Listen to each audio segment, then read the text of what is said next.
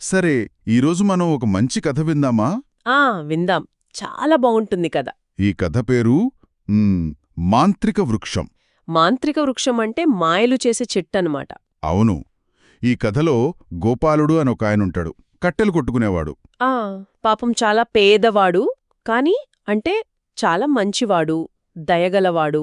రోజూ అడవికెళ్లేవాడు, కట్టెలు కొట్టి తెచ్చి అమ్మేవాడు. ఆ డబ్బుతోనే తన కుటుంబాన్ని పోషించుకునేవాడనమాట. అలా రోజులాగే ఒకరోజు అడవికెళ్ళాడు. ఆ రోజేమైందంటే బాగా దూరం లోపలికి వెళ్ళిపోయాడు. అక్కడ ఒక చెట్టు కనిపించింది. చాలా వింతగా ఉంది. ఎలా ఉందంటే బంగారు రంగులో మెరిసిపోతోంది. భలే ఉంది కదా. అవును, గోపాలుడలా ఆశ్చర్యంగా చూస్తున్నాడు. అప్పుడే ఆ చెట్టు మాట్లాడింది. నిజంగానా? చెట్టు మాట్లాడిందా? మాట్లాడింది. గోపాలా, నేను మాంత్రిక వృక్షాన్ని. నీ మంచితనం చూసి నీకు కనపడ్డాను. నీకేం కావాలో కోరుకో అంది. అయ్యో, గోపాలుడికి ఆశ్చర్యం వేసింది కదా. వేసింది కాని భయపడలేదు పాపం. వినయంగా చెప్పాడు. ఏమడిగాడు? చెట్టు తల్లి, నాకేం పెద్ద కోరికల్లేవు.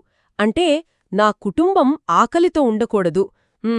కట్టెలు కొట్టడానికి ఒక మంచి గొడ్డలిస్తే చాలు అన్నాడు. ఇంకేమన్నాడు? రోజూ అందరికీ సరిపడా తిండి దొరికితే చాలు అని అడిగాడంతే. భలే మంచి కోరికలు కదా. అవును, మరీ అడగగానే వెంటనే చూడండి ఏం జరిగిందో.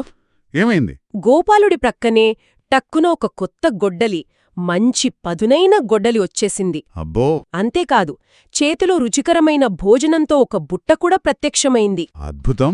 మరి ఆ గొడ్డలితో? ఆ కొత్త గొడ్డలితో గోపాలుడికి పని తేలికయింది. హాయిగా కట్టెలు కొట్టుకుని కుటుంబాన్ని బాగా చూసుకున్నాడు. సంతోషంగా ఉన్నాడనమాట. ఊళ్ళో వాళ్ళు చూసుంటారు కదా. చూశారు. గోపాలుడింత సుఖంగా ఉండటం చూసి అందరూ ఆశ్చర్యపోయారు. మరి ఈ విషయం? ఆ ఊళ్ళో ఒక ధనవంతుడుండేవాడు కదా, అతనికి తెలిసిందా? తెలిసింది. అతనికి ఎంత డబ్బున్నా సరే ఇంకా కావాలి ఇంకా కావాలని ఆశ, దురాశ అనమాట. అవును, కొందరికంతే కదా.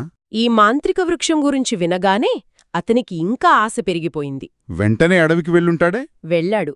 వెతుక్కుంటూ వెళ్ళాడా చెట్టుకోసం. కనిపించిందా చెట్టు? కనిపించింది. చూడగానే గర్వంగా, ఓ చెట్టు, నాకు లెక్కలేనన్ని బంగారు నాణాలు కావాలి, వజ్రాలు కావాలి, నేనే అందరికన్నా గొప్ప ధనవంతుణ్ణి అవ్వాలి అని గట్టిగా అరిచాడు. అమ్మో, ఎంత ఆశ!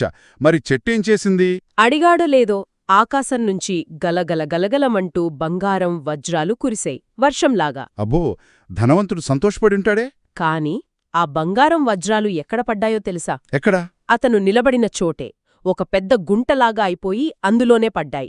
క్షణాల్లో ఆ గుంట నిండిపోయింది. అయ్యోయ్యో, అతను అందులో కూరుకుపోయాడు. మెడ వరకు ఊపిరి ఆడటం లేదు. పాపం, అత్యాశ పడితే అంతే మరి. అప్పుడు ఎవరు కాపాడారు? సరిగ్గా అప్పుడే మన గోపాలుడు అటువైపు వచ్చాడు. వచ్చాడా? చూశాడు. ధనవంతుడు అలా బంగారు గుంటలో ఇబ్బంది పడుతుంటే చూశాడు. అప్పుడు చెట్టు మళ్ళీ మాట్లాడింది. నిజమే కదా. గోపాలుడేం చేశాడు? గోపాలుడు మంచివాడు కదా. వెంటనే తన దగ్గరున్న తాడు తీసి ఆ గుంటలోకి విసిరాడు.